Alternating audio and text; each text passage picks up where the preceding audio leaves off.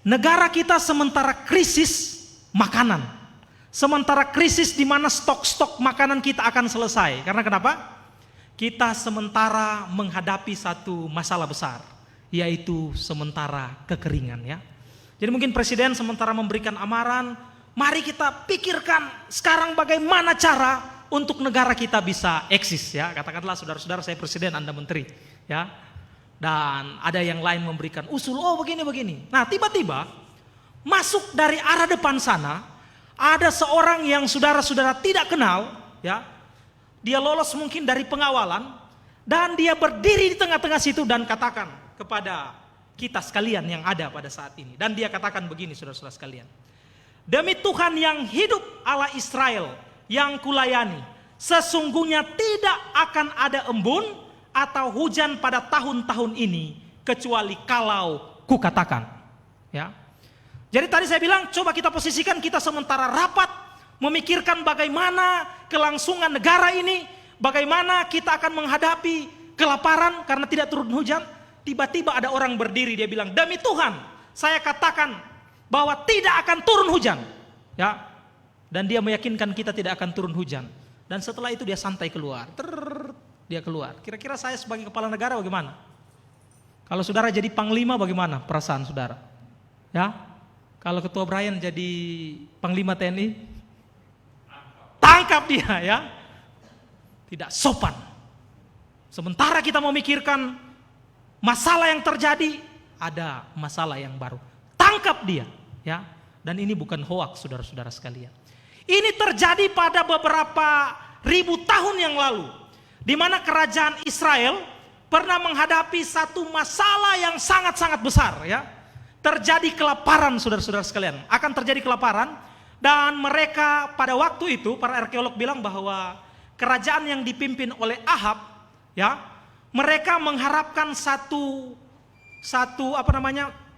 hujan, karena hujan bisa mengembangkan pertanian mereka. Mereka fokus pada pertanian pada waktu itu, peternakan dan segala sesuatu itu membutuhkan hujan. Ya, jadi mereka sangat-sangat bergumul untuk bisa menikmati akan hujan berkat yang Tuhan turunkan. Tapi Elia datang untuk menyampaikan pesan yang tadi, tidak akan turun hujan. Tapi saudara-saudara sekalian, mari kita lanjut ya. Karena saudara-saudara mungkin kita tidak akan mengerti ini kalau kita tidak belajar latar belakang sejarah bangsa Israel. Mari kita lihat ya di slide saudara-saudara sekalian, latar belakang sejarah bangsa Israel. Nah, latar belakang sejarah bangsa Israel ini, yang pertama dari 12 anak Yakub ya. Ada peristiwa yang terjadi kita tahu bersama dari Abraham, terus Abraham kepada Ishak, Ishak kepada dua anaknya Esau dan Yakub, dan kita tahu bersama hak kesulungan diambil oleh siapa? Yakub.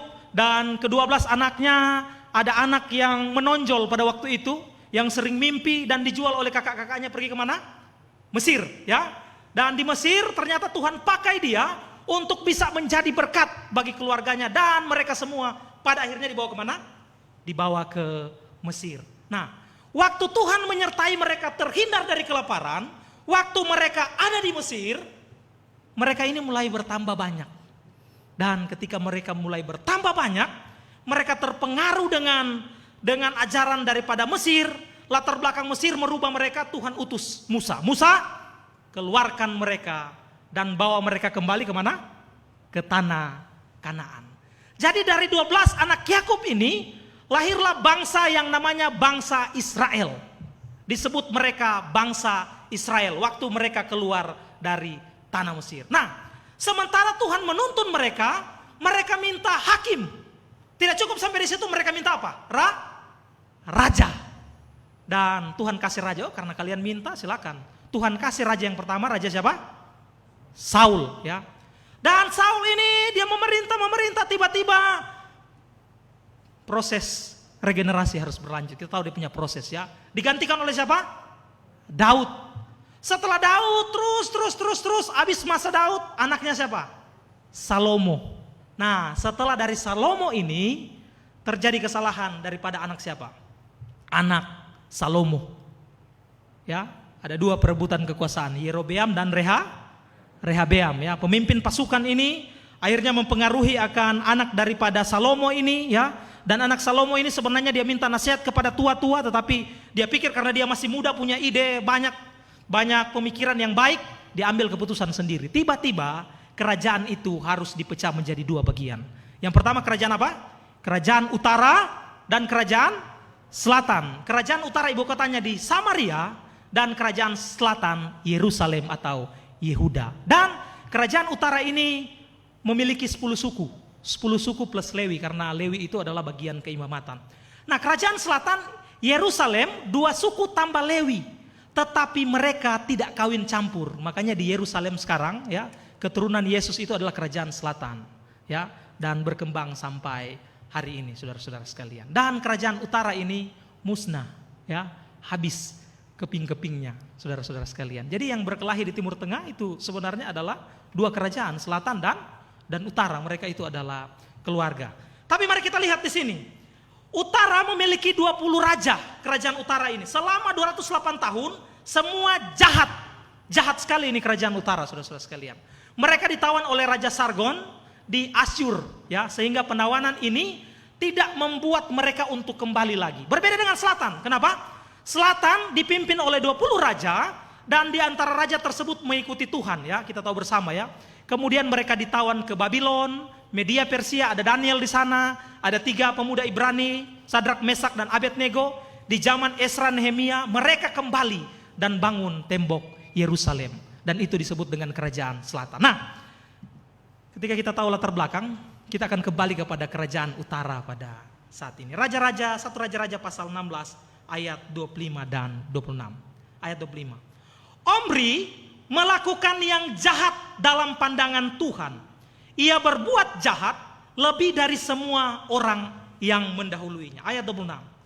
Ia mengikuti segala tingkah laku Yerobeam anak Nebat dan berbuat dosa, sehingga orang Israel berdosa pula dan menimbulkan sakit hati Tuhan Allah Israel dengan dewa kesia-siaan mereka. Selanjutnya anak dari Omri muncul, yaitu raja siapa? Raja Ahab. Jadi memang ini Raja Ahab punya orang tua ini adalah orang tua yang memang tidak juga turut Tuhan, tidak mendengarkan akan amaran Tuhan. Jadi kalau Anda buka dalam 1 Raja-Raja pasal 17, sebelum cerita itu ada satu masalah yang terjadi bagi bangsa Israel, yaitu kemurtatan apa? Besar. Ditambah lagi dengan raja yang seharusnya kembali kepada Tuhan, Ahab, dia kawin dengan dia punya istri yang sangat terkenal. Siapa dia? Isabel, saudara-saudara sekalian ya. Dia adalah juga penyembah berhala yang mempunyai posisi yang sangat penting, mempengaruhi ini sebenarnya jadi raja yang bisa mengikuti Tuhan, tapi pada dasarnya mengikuti akan kesalahan mereka. Mari kita lihat. Tetapi karena bangsa Israel ini sudah semakin jahat di mata Tuhan, mereka ini tidak lagi mengikuti titah Tuhan. Tuhan harus izinkan dan hukum mereka melalui tidak turun hujan. Kecuali siapa yang minta, saudara-saudara sekalian? Elia. Ada nabi Tuhan, ada nabi Tuhan yang Tuhan pakai untuk tegur kesalahan mereka. Siapa dia? Elia, saudara-saudara sekalian. Mari kita lihat Elia di sini ya. Elia siapa dia? Anda boleh lihat, cari informasi tentang Elia. Ya, kalau Anda buka 1 Raja-Raja, saudara-saudara sekalian, 1 Raja-Raja pasal 17 ayat 6, saya akan baca. Kemudian datanglah firman Tuhan kepadanya siapa ini? Elia, ya. Dan Elia ini arti Elia adalah Tuhan Allahku. Tuhan Allahku. Dan dia tinggal di Gilead, kota Tisbe, saudara-saudara sekalian. Gilead kota Tisbe ini berdekatan dengan muara Sungai Yordan, itu informasi yang saya dapatkan. Tapi mari kita lihat, para ahli arkeologi ya, mereka memberikan informasi ini, bahwa Gilead ini adalah kota di mana terdapat orang-orang kekar dan berotot serta kulit mereka sawo matang ya. Kulit mereka berbeda memang dengan orang-orang Israel pada umumnya. Tetapi mereka di sini adalah orang-orang yang kuat, orang-orang yang kekar, orang-orang yang berotot, biasa kerja ya. Saya saudara bukan orang yang tipe berotot, saudara-saudara sekalian. Saya bukan tipe itu. Ada mungkin saudara-saudara yang memang kuat, kekar. Dan yang menariknya adalah Elia dipanggil melayani Tuhan sekitar umur 40-an tahun. Saudara-saudara yang umur 40 boleh absen? Ya. Lain malu mau angkat tangan karena kelihatan tua mungkin. Jadi Anda pikirkan saya umur 30 sekarang, pas 30 saudara-saudara sekalian. Elia dipanggil Tuhan umur berapa? 40 tahun ya. Dia dipanggil dalam keadaan apa? Kekar, dia dipanggil dalam keadaan tangguh, dia dipanggil dalam keadaan tekun, tabah, setia kepada Tuhan, kuat. Usia berapa? 40 tahun. Belum supi saudara-saudara sekalian. Belum asam urat ya. Masih sehat-sehat dipanggil oleh Tuhan melayani. Jadi saudara-saudara sekalian, bukan salah Anda bertobat umur 60-70, enggak salah itu. Tapi kalau sudah supi baru datang, enggak masalah, itu Tuhan tetap terima. Karena datang pagi, siang, hampir malam upahnya apa? Sama. Tapi kalau masih muda lebih baik kasih kepada Tuhan. Amin. Ya, jangan dulu nanti sosaki-saki baru panggil pendeta. Pendeta, urapi pak kita. Sosaki, kalau sembuh kita bernasar melayani Tuhan. Beberapa kali kami memberikan pengurapan. Ada anggota bilang, Tuhan, sudah saki-saki ini, sudah selingkuh banyak kali, sudah penyakit banyak ya. Dia bilang ke istri, panggil pendeta. Kalau saya sembuh, saya setia kepada Tuhan. Dan pendeta betul berdoa. Kami berdoa menangis, dia menangis. Setelah sembuh, dia jauh kembali daripada Tuhan ya. Dan ada orang yang memang, pendeta, siap, kami siap melayani Tuhan ya. Kami siap melayani Tuhan, tapi sudah sakit-sakit. Waktu panggil kerja bakti, mari saudara, aduh sakit kaki pendeta. Waktu panggil menginjil, aduh pendeta, saya ya, jadi masih kuat datang kepada Tuhan. Amin. Sama seperti siapa? Elia. Mari kita lanjut ya. Nah ini dia, kalau Anda baca buku Elia Modern yang ditulis oleh pendeta Gultom, menarik sekali saudara-saudara sekalian. Di sini dikatakan begini, untuk mengembalikan hati bangsa Israel kepada penyembahan yang benar, yaitu kepada Allah Khalik semesta alam, ya, maka diutus Tuhanlah Nabi Elia yang dengan penuh keberanian menemplak dan menegur Raja Israel, Raja Ahab dan istrinya Isabel yang telah membawa bangsa itu kepada penyembah Baal dan Astera. Saudara-saudara sekalian, tadi saya bilang dia dipanggil kuat. Saudara-saudara sebenarnya kalau berani ya, ayo melayani Tuhan ya. Ada di daerah lain, saya tidak mau bilang di mana. Mudah-mudahan ketua jemaat ini tidak nonton. Dia kalau marah orang, saudara-saudara di komite, dia pakai meja. Pak! Pendeta, turun! Waduh, takut sekali dia. Kalau ada kesalahan langsung dia instruksi. Dan dia ketuk meja kuat-kuat ya. Pokoknya kalau saudara mau lihat dia ketua jemaat yang tapi puji Tuhan sudah mulai bertobat. Jadi tegas sekali. Kalau orang terlambat dia bilang, kenapa kamu terlambat? Tegas sekali saudara-saudara sekalian. Nah teman saya melayani dia. Dan teman saya bilang, berani ini berarti menginjil. Karena berani apa?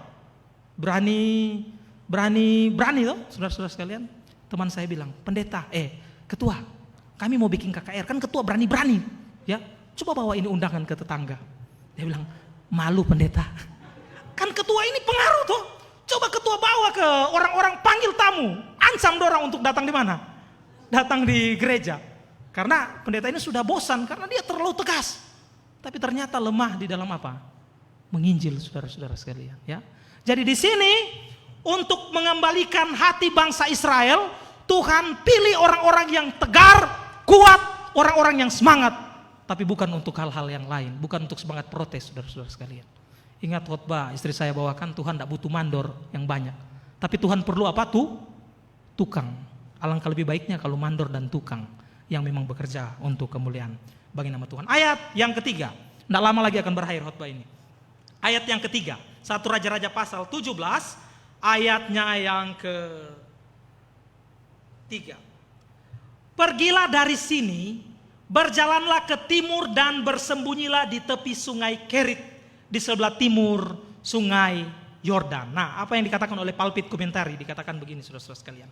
Kerit ini kata artinya adalah pemisahan, ya, pemisahan, memotong, dipisahkan kata Ibraninya.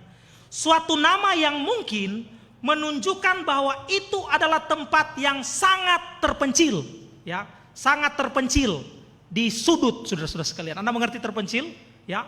Tetapi tadi beberapa komentar bilang Kerit ini muaranya adalah Sungai Yordan dan Elia tinggal di Tisbe itu berdekatan dengan ini Kerit. Jadi beberapa komentar, ini beberapa komentar belum berarti pasti atau tidak pasti. Tapi mereka bilang Kerit ini adalah tempat di mana Elia dulu mungkin pernah bermain-main di situ. Tempat yang sangat terpencil. Mari kita lihat selanjutnya ya. Ini mungkin gambaran Sungai Kerit, ini hanya ilustrasi saudara-saudara sekalian. Ya, kalau Anda lihat di slide Anda. Jadi kenapa Tuhan mau Elia pergi ke sungai yang sunyi? Kenapa Tuhan tidak panggil dia untuk lari ke Jakarta? Kenapa Tuhan tidak panggil dia lari ke New York? Karena banyak orang yang bercita-cita dalam hidupnya dia akan tinggal di Amerika. Dia tidak mau tinggal di Tondano, saudara-saudara sekalian. Dia tidak mau tinggal di Danau Toba, dekat dengan alam. Dia mau kalau boleh saya pensiun, ya akan pergi ke tempat yang lebih ramai. Karena di sana mungkin bisa untuk fasilitas yang terbesar. Tetapi Tuhan panggil Elia ini di Sungai Kerit. Apa tujuan Elia? Tuhan panggil untuk ke sana.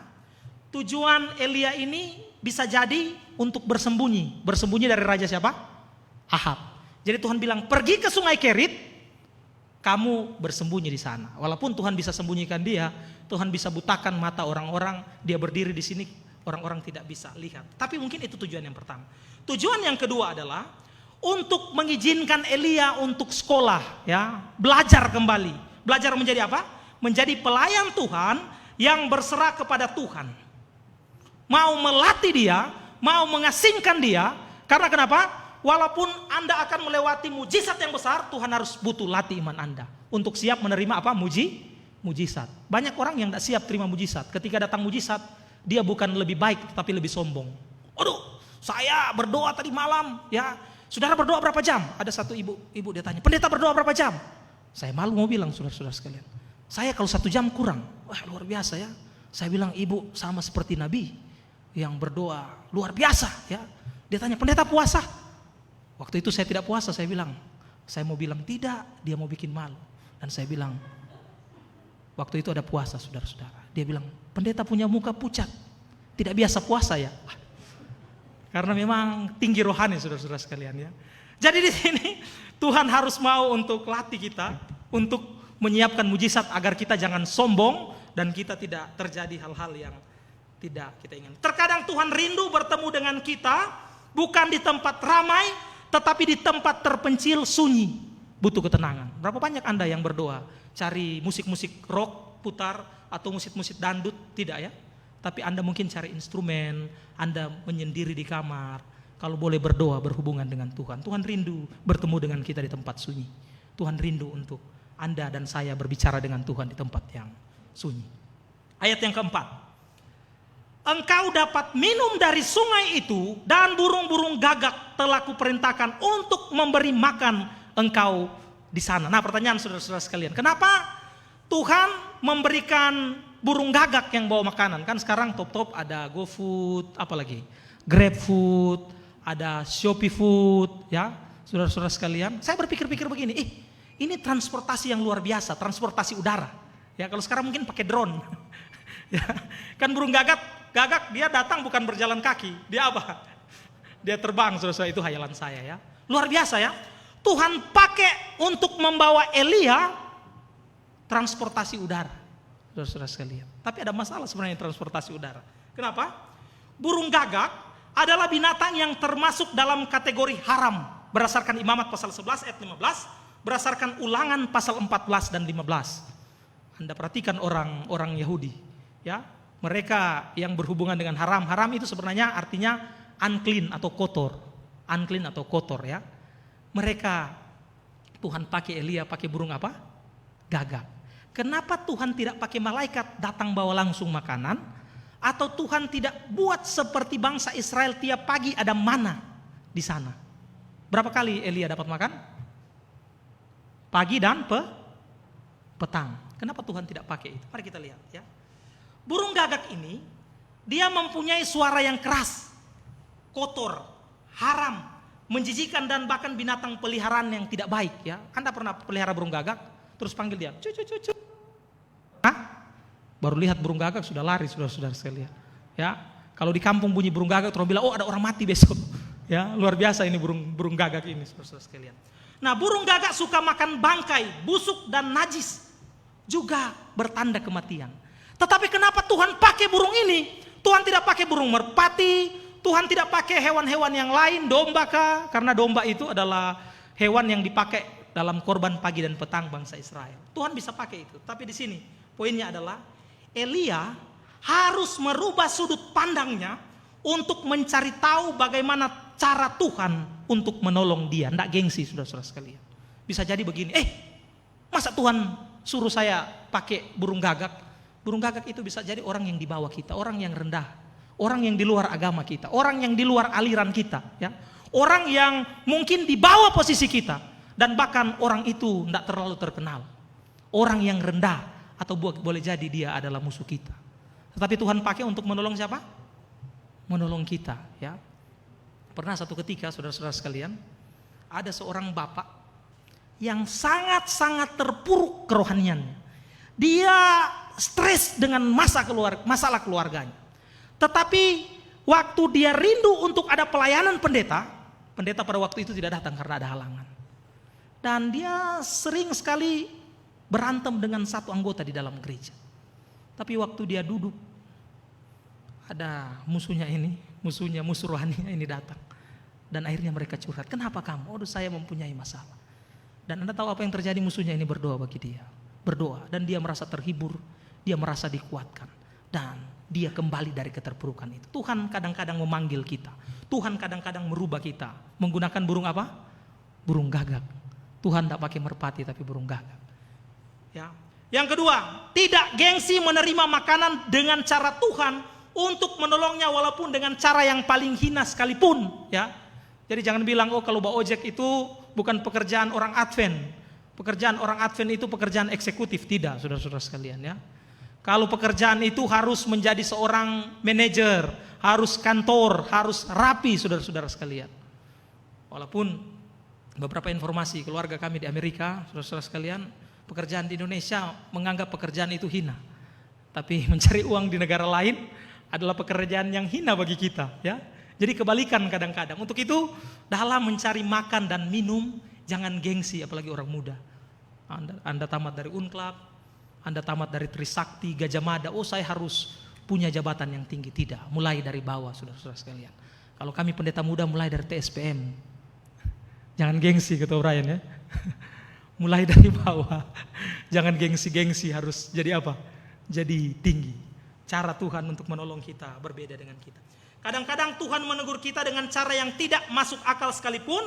Elia harus meninggalkan cara pikir dan kebiasaannya sehingga menggunakan cara Tuhan, bukan cara dia. Cara Tuhan untuk menolong kita, bukan cara siapa? Cara kita, ya. Cara Tuhan menolong kita kadang-kadang dari burung gagak yang najis. Dan itu sudah kita pelajari tadi. Luar biasa, saudara-saudara sekalian. Kita tunggu burung gagak. Boleh jadi sementara kita diberi makan burung gagak. Ayat kedua terakhir, ya. Ayat yang ke-6. Pada waktu pagi dan petang, burung-burung gagak membawa roti dan daging kepadanya, dan ia minum dari sungai itu.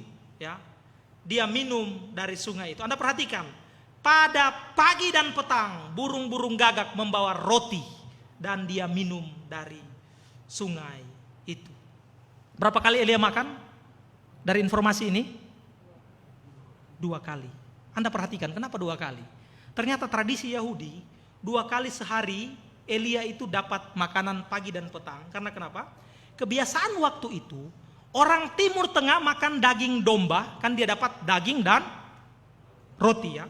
Dia makan daging domba dan roti. Ada 2 kebutuhan dasar yang boleh untuk dia bertahan hidup. Yang pertama, protein dan karbohidrat, ya. Saudara-saudara sekalian, dia tidak dapat cendol di sana, ya. Dia tidak dapat ikan roa di sana, orang Manado, ya. Lebih baik ikan roa daripada ayam rica. Dia tidak dapat sambal balado di sana. Dia tidak dapat es durian di sana, tidak. Cuma 2 kali, yaitu roti dan daging. Dan orang-orang pada waktu itu bertahan hidup, ya. Apa yang Tuhan ajarkan pada kita sekalian? Yaitu bukan doktrin vegetarian, tetapi health reform atau pertarakan, ya, saudara-saudara sekalian. Saudara-saudara sekalian, dari tahun 2015 saya dan istri coba untuk vegetarian, tapi jatuh bangun kami. Dan beberapa teman kami malahan jadi ekstrim. Dan mereka fokus dalam makan dan minum, tidak salah ya, karena Ellen White banyak berbicara tentang itu. Tapi poinnya di sini adalah pertarakan punya standar lebih tinggi daripada vegetarian. Karena kenapa? Pertarakan belajar semua aspek, termasuk makan dan minum. Pertarakan belajar sabar. Bayangkan saudara-saudara, tiap hari daging. Kalau daging woku enak mungkin. Kalau dia daging yang cuma rebus enak. Ya. Tiap hari roti. Kalau pagi roti coklat, siang roti gula merah, malam ropang, roti apa itu? Dan martabak enak. Kalau setiap hari bagaimana? Jadi Elia mesti belajar bertarak. Bukan hanya selera tapi kesabaran.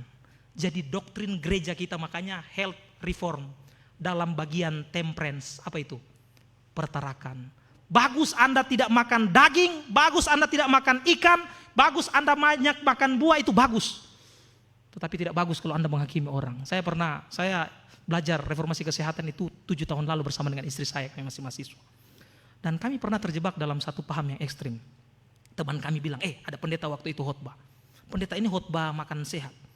Teman saya bilang, coba lihat, pendeta itu ketua daerah. Saya tidak bilang ketua daerah di mana. Lihat dia makan, kawan. Kalau dia makan ikan, kita tidak percaya dia punya ajaran. Saya bilang, kenapa? Ternyata dia bilang pendeta yang berkuasa adalah pendeta yang tidak makan daging dan ikan. Dan orang itu tersesat, saudara-saudara. Tapi puji Tuhan dia sudah kembali bertobat. Jadi di sini kita makan dan minum itu bagian kecil, ya. Jadi makanan dan minum tidak membawa kita untuk selamat, tidak. Health reform itu bagian untuk menjaga kesehatan kita, menjaga tanah liat kita, tetapi pertarakan itu besar. Menyangkup Anda punya pikiran, menyangkup Anda punya selera, cara berpakaian, dan kerendahan apa? Kerendahan hati, saudara-saudara sekalian. Menghakimi Anda bukan masuk dalam bagian temperance, tetapi mengambil porsi Tuhan di dalam penghakiman. Silakan Anda makan sehat, tapi bukan untuk tunjukkan kepada orang lain. Saudara-saudara, kami melayani di Tangerang. Ada orang yang jangankan halal dan haram, ya. Teman saya bilang begini, mau ajar dorang makan babi haram, jangankan babi. Sedangkan kita ini kalaupun mati mereka akan makan.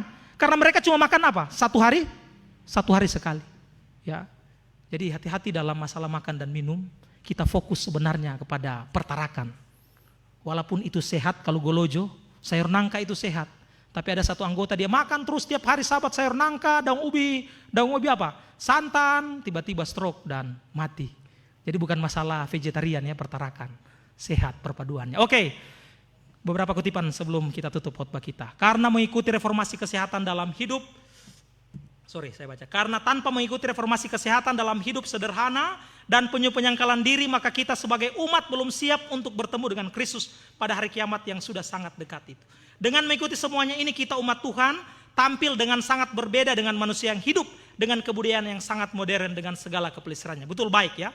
Baik dalam cara makan dan pola makannya. Demikian juga dalam cara berpakaian dan pola kehidupan. Jadi bukan hanya makanan, pola kehidupan dan tabiat kita berusaha bertumbuh menjadi rendah hati dalam Tuhan. Amin. Ya. Bukan fokus kepada makan dan minum, itu bagian kecil. Tetapi penting untuk kita pelajari. Mari kita lihat ayat yang ke-6 menjadi ayat 2 terakhir. Pada waktu pagi dan petang, burung-burung gagak membawa roti dan daging kepadanya, dan ia minum dari sungai itu. Burung gagak tidak bawa Pocari Sweat, burung gagak tidak bawa palpi atau es jeruk dan lain sebagainya. Ya, saudara-saudara sekalian. Tapi perhatikan di sini. Burung gagak juga tidak menemani dia siang dan malam, karena dia beda dengan apa? Anjing ya. Ada keponakan saya yang baru, keluarga dari mem pendeta, sign di atas. Saya setiap datang anak saya selalu cari, dan kami memang selalu suka untuk pelihara anjing. Enak sekali kalau pelihara anjing ya. Tapi pernah Anda pelihara burung gagak? Pernah? Ya. Saya sudah 6 tahun meninggalkan rumah bersama dengan kakak saya dalam pelayanan di luar. Sekitar 4 tahun orang tua kami tidak pernah kesunyian, kesepian karena ada anjing. Tiap telepon senang-senang. Kenapa? Ada anjing peliharaan. Setia ke gereja, anjing ini setia ke kebun. Waktu mati berkabung mama saya. Menangis telepon. Aduh, anjing mati. Ya. Dan kami berusaha untuk. Gagak bukan peliharaan. Anjing, waktu Anda stres, dia boleh datang di pinggir Anda dan hibur-hibur. korek-korek kaki, goyang ekor, dan bikin atraksi yang lucu dan Anda tertawa. Kalau gagak tidak, saudara-saudara. Anda stres, dia berteriak, wah, lebih stres Anda. Ya, gagak itu. Apa maksudnya di sini, saudara-saudara sekalian? Ya, Elia merasa pasti kesepian, betul? Dalam pelayanan kadang-kadang kita kesepian. Di dalam mau mencari rencana Tuhan kadang-kadang kita kesepian. Hanya mungkin kita yang pikiran baik, ya, betul itu. Hanya mungkin kita yang memikirkan perkembangan, baik itu, ya. Tapi jangan rasa layak di sana. Tetap bertahan walaupun Anda kesepian. Amin. Kata kerit artinya memotong, memisah, ya. Jadi Tuhan pisahkan semua aktivitas keramaian daripada Elia ini, memotong dia punya komunitas. Yang mungkin kalau ada komunitasnya dia lebih semangat di situ, tapi Tuhan potong, Tuhan lockdown pada dia. Ada banyak di rumah yang bilang, pendeta suka sekali ke gereja. Bersabar saudara-saudara sekalian. Karena mendekati undang-undang hari Minggu tidak ada gereja. Ya, jadi ini latihan sebenarnya, ibadah di rumah. Sudah bersyukur, makanya pendeta Milton Pardosi bilang, Anda bilang bahwa suka datang kemana katanya. Aduh pendeta rindu ke gereja, tapi setelah buka gereja, panggil doa subuh tidak mau datang saudara-saudara sekalian. Ya, jadi lebih baik apa? Bertahan imanmu, beribadah dalam roh dan kebenaran. Bukan masalah di tempat ini, di rumah dan di sini sama. Amin. Berkat sama, berkat hari Sabat menjadi bagian kita. Ini betul-betul ayat yang terakhir saudara-saudara sekalian. Ayat 7. Tetapi sesudah beberapa waktu, sungai itu menjadi kering sebab hujan tiada turun di negeri itu. Kering itu sungai. Sungai Kerit bisa menjadi zona yang sulit bagi Elia untuk beradaptasi. Tapi puji Tuhan, selama 1 tahun dia bisa menyesuaikan. Dan dia bisa menerima mujizat Tuhan datang dari mana? Dari surga. Mungkin Anda bergumul bangun usaha 1 tahun akhirnya tak jadi. Bagus itu usaha. Tapi jangan lupa, tidak berhenti di situ. Usaha sementara jalan tiba-tiba kering. 1 tahun berjalan sponsor aman. Tapi tiba-tiba sponsor putus, tidak ada kabar. 1 tahun berjalan pembangunan aman, tapi tiba-tiba putus. Ya, 1 tahun bekerja aman, tiba-tiba corona putus PHK. Belum dapat PHK sampai hari ini. Perusahaan bangkrut, saudara-saudara sekalian. Ya, jadi di sini ajaibnya adalah Allah tidak memberitahukan langkah selanjutnya kepada Elia. Dia tidak bilang begini, Elia apa hikmat? Ya, selesai dari Kerit ini, kamu akan pergi kepada Ahab, kamu akan menang. Tidak. Tapi dia bilang pergi kepada janda di mana? Janda di Sarfat. Nanti kita akan pelajari lagi tantangan lebih berat kepada janda di Sarfat. Kalau Tuhan berkenan orang masih hidup, saya akan bahas firman Tuhan itu. Tapi poinnya kita masih di sungai Kerit, saudara-saudara sekalian. Sebelum kita perjamuan, mari kita bergumul di sungai Kerit kita masing-masing. Mari kita bergumul dengan Tuhan dan kita bisa untuk melewati semua proses Tuhan. John Calvin mengatakan di dalam komentarnya, kita di dunia ini seperti sekolah Kristus, yaitu sehari-hari kita belajar mengikuti Kristus dan belajar taat. Anak-anak, biar saat kita berada di sekolah ketaatan, kita tidak kehilangan trust atau kepercayaan kita. Pegang tangan Tuhan meski kita belum bisa melihat hari depan. Tuhan akan tuntun kita menuju hari depan yang penuh dengan pengharapan. Saya tidak tahu 10 tahun depan saya masih ada di Jakarta atau tidak. Saya tidak tahu saya punya keluarga. Saudara-saudara, kita semua punya karir, ya, kita punya pengharapan, kita punya harapan untuk bangun gereja mau jadi atau tidak, kita punya rencana mau jadi atau tidak, bisa jadi berubah dalam sekejap hari. Tetapi kita mempunyai pengharapan. Amin. Saudara-saudara sekalian, ya, makanya satu lagu ini yang sangat menarik, yang sangat-sangat membuat saya senang untuk menyanyikan lagu ini. Tiap hari aku selalu berjalan sama-sama.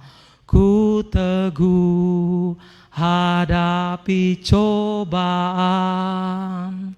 Percaya Bapa beri kekuatan. Tak ada yang aku takutkan.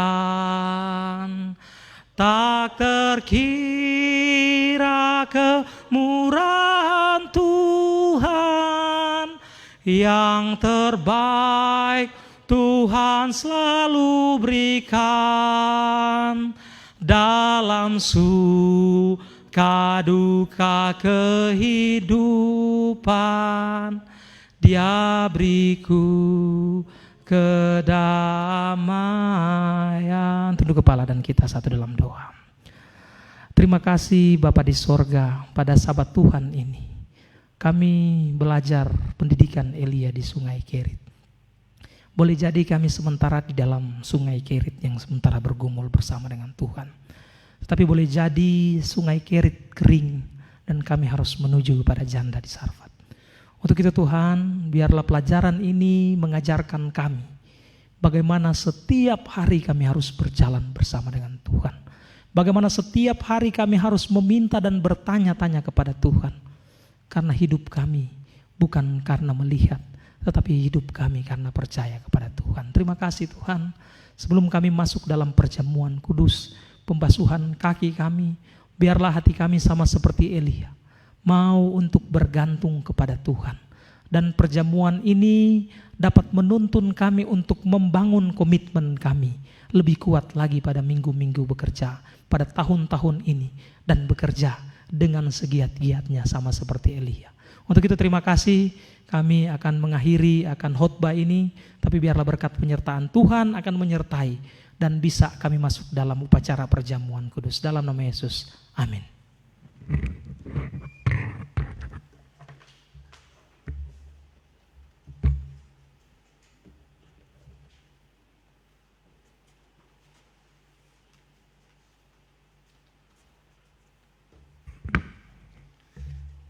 Baik, selamat sahabat, saudara-saudara. Sebelum kita ke ruangan sebelah, ada pengumuman tambahan yang terlupa tadi. Pengumumannya adalah seminar rumah tangga.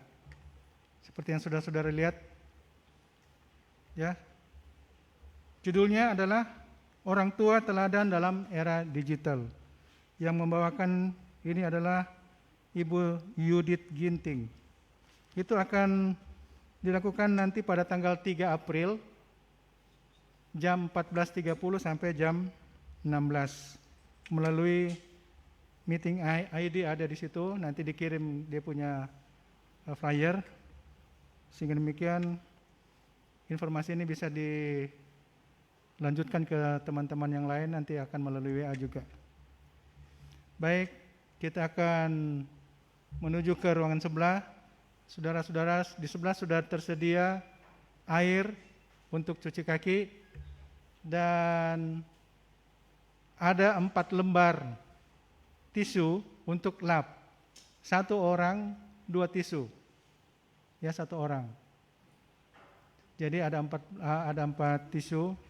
Silakan saudara-saudara pilih pasangan masing-masing. Sehingga demikian bisa dapat berjalan dengan baik. Dan kalau boleh, kalau memang, karena saya lihat ini agak banyak memang ya. Terima kasih saudara-saudara sudah datang. Kelompok 3 ini lumayan. Saya juga kaget lihat kelompok 3 ini begini banyak.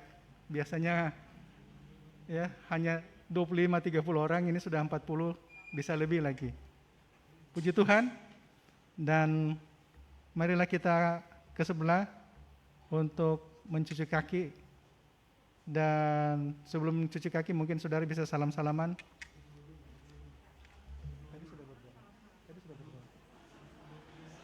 Baik, kita akan doa perjamuan sebelumnya. Mari kita berdoa. Ya Tuhan Allah Bapa kami yang ada dalam kerajaan surga, terima kasih oleh karena kasih karunia-Mu Engkau telah bersama kami. Pada saat ini Tuhan, kami datang di kaki-Mu yang kudus untuk menyerahkan hidup kami ke dalam tangan-Mu Tuhan. Ampunilah segala dosa dan kesalahan kami sebelum kami datang kepada-Mu Tuhan untuk merendahkan hati dan pikiran kami. Biarlah masalah-masalah dunia kami hilangkan dalam pikiran kami untuk menerima berkat-Mu melalui perjamuan suci ini Tuhan. Agar demikian kami dapat lakukan perjamuan suci ini penuh dengan pengertian dari surga, dan kami dapat selalu mengingat bahwa Engkau telah menyelamatkan kami dalam kehidupan kami. Terpujilah nama-Mu oleh karenanya Tuhan. Di dalam nama-Mu Yesus Kristus kami panjatkan doa ini. Amin. Terima kasih. Selamat mengikuti perjamuan. Baik, saudara-saudara yang ada di rumah, Terima kasih saudara-saudara telah mengikuti acara khotbah pada Sabat ini. Biarlah berkat-berkat Tuhan saudara-saudara terima dan kita dapat renungkan firman yang telah kita ikuti tadi. Tuhan memberkati. Baik, yang di rumah kelompok 1 jangan lupa jam 14.30 ya, sebentar. Ditunggu.